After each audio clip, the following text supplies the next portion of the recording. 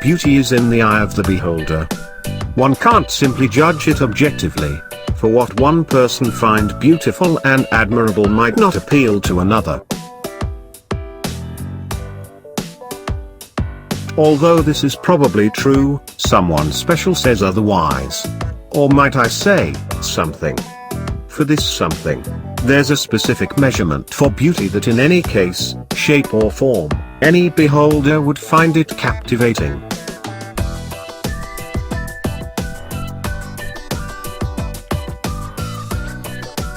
I would like to introduce you to the golden ratio, or golden mean, golden section, or Mr. Divine proportion. It is approximately equal to 1.618. This ratio is considered to be most appealing to the eye. Golden rectangles and spirals have been derived from the ratio and can be found in different places in nature. The origin of this number can be traced back to Euclid, a Greek mathematician who mentions it as the extreme and mean ratio in his book Elements. However, it is believed that the golden mean has always existed in mathematics and in the physical universe. It is unknown exactly when it was first discovered and applied by mankind.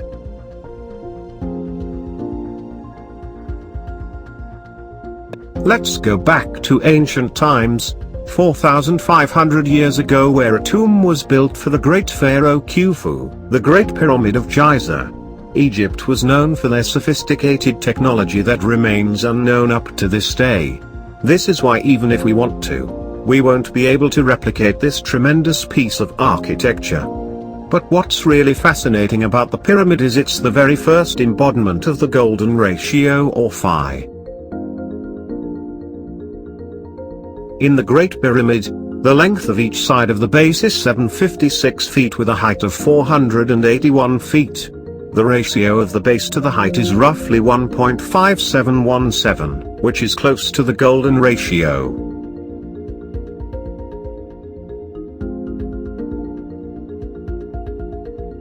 Egyptians truly have great minds, producing the oldest and strongest wonder of the world and one golden piece of architecture.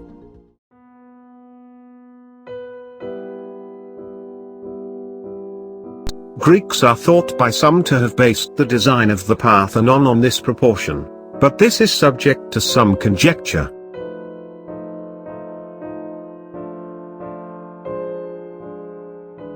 Phidias, a Greek sculptor and mathematician, studied phi and applied it to the design of sculptures for the Parthenon. The space between the columns forms golden rectangles that displays the proportion in accordance to the golden ratio. There are golden rectangles throughout this structure, which is found in Athens, Greece. Built on 432 BC, a dedication to their patron goddess Athena and a gift for the gods, for they were blessed with the victory in the Persian Wars. This would be one of the greatest cultural monuments of history. Plato, a Greek philosopher whose views on natural science and cosmology presented in his book Timaeus, considered the golden section to be the most binding of all mathematical relationships and the key to the physics of the cosmos. In Euclid's book The Elements, he referred to dividing a line at the 0.618039 point as dividing a line in the extreme and mean ratio. This later gave rise to the use of the term mean in the golden mean. He also linked this number to the construction of a pentagram. Leonardo Fibonacci, an Italian born in 1175 AD, discovered the unusual properties of the numerical series that now bears his name, but it's not certain that he even realized its connection to phi and the golden mean. The Fibonacci sequence ties directly into the golden ratio. If you take any two successive Fibonacci numbers, their ratio is very close to the golden ratio. As the numbers get higher, the ratio becomes even closer to 1.618.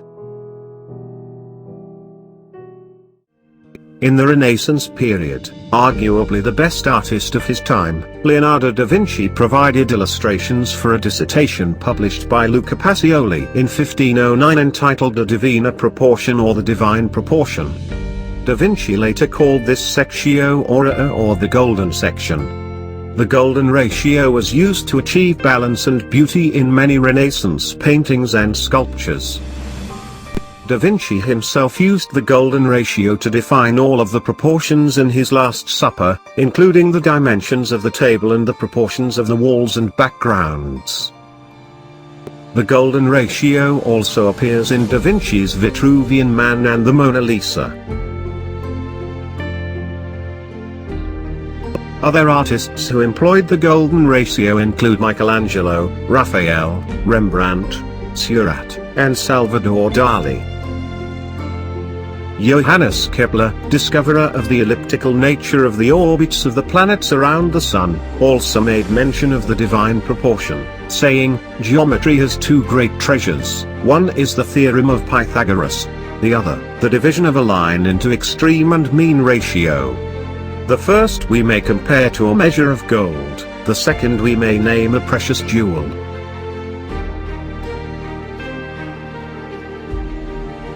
With all the history behind, it's hard to believe the term golden section only appeared in the 1800s.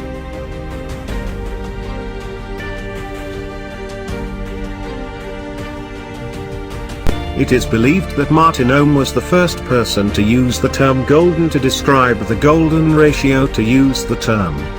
In 1815, he published Die reine Elementa Mathematik or the Pure Elementary Mathematics. This book is famed for containing the first known usage of the term goldene Schnitt, which means golden section. On the other hand, the term phi would make its debut in the 1900s. It wasn't until the 1900s that American mathematician Mark Barr used the Greek letter phi to designate this proportion. This appeared in The Curves of Life in 1914 by Theodore Andrea Cook. By this time this ubiquitous proportion was known as the golden mean, golden section and golden ratio, as well as the divine proportion. Phi has continued to appear in mathematics and physics, including the 1970s Penrose tiles, which allowed surfaces to be tiled in five-fold symmetry. In the 1980s, Phi appeared in quasi-crystals, a then newly discovered form of matter.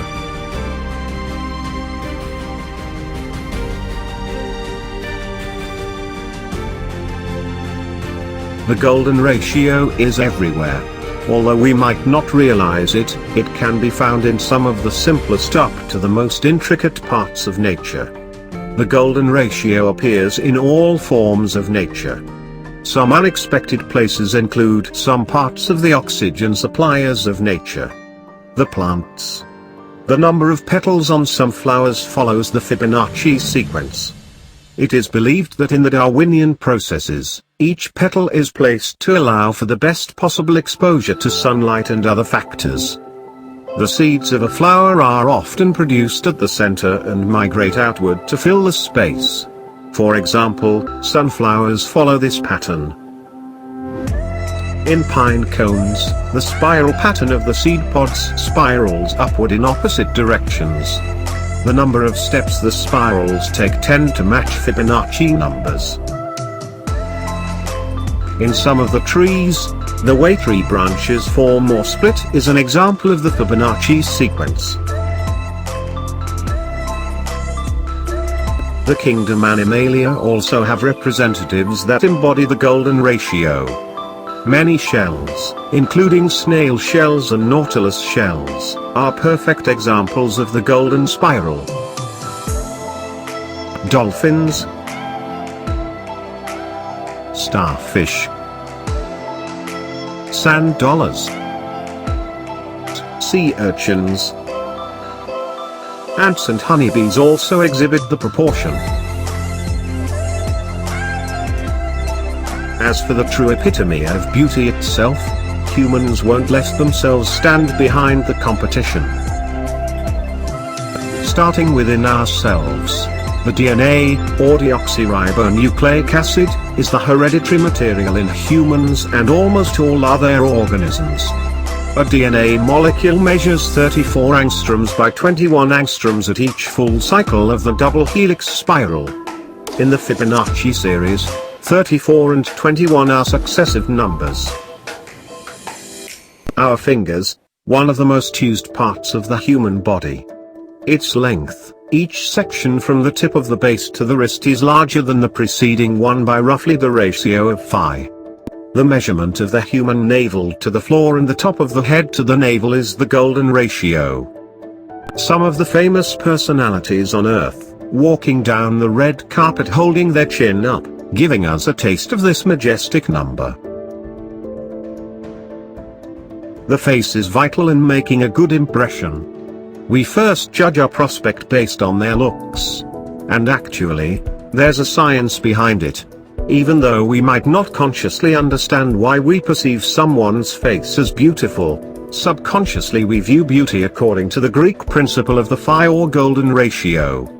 The golden ratio of 1.61 uses 12 key markers across the face through the nose, lips, eyes, forehead, and chin to determine beauty. Here are some of the famous celebrities with the most beautiful faces according to the golden ratio. The former spouse of Johnny Depp tops the rankings. An American actress, known for her parts in the movies The Ward, The Rum Diary, Drive Angry, and The Justice League. Wife of the famous music mogul, Kanye West, she's an American reality television personality, entrepreneur, and a socialite. Became famous with their hit reality TV show Keeping Up with the Kardashians. An English model known for her stints with the brand Calvin Klein. She was discovered at a young age of 14 and continues on as one of the top-earning models of the world. Emily Ratajkowski is an American model and actress who's an advocate for women's health issues and feminism. She rose to fame when she appeared on the music videos of Robin Thicke's Blurred Lines and Maroon 5's Love Somebody. Scarlett Johansson is an American actress and singer who is considered as the highest paid actress in the world. Started her career in an off-Broadway play as a child. Now famous for her role as Black Widow in the Marvel Cinematic Universe. Marilyn Monroe was an American actress, model, and singer. She became famous from the comic blonde bombshell characters. Monroe was known as one of the most popular sex symbols of the 1950s. Last but not the least, Jennifer Lawrence. She's an American actress decorated with 114 awards and 175 nominations.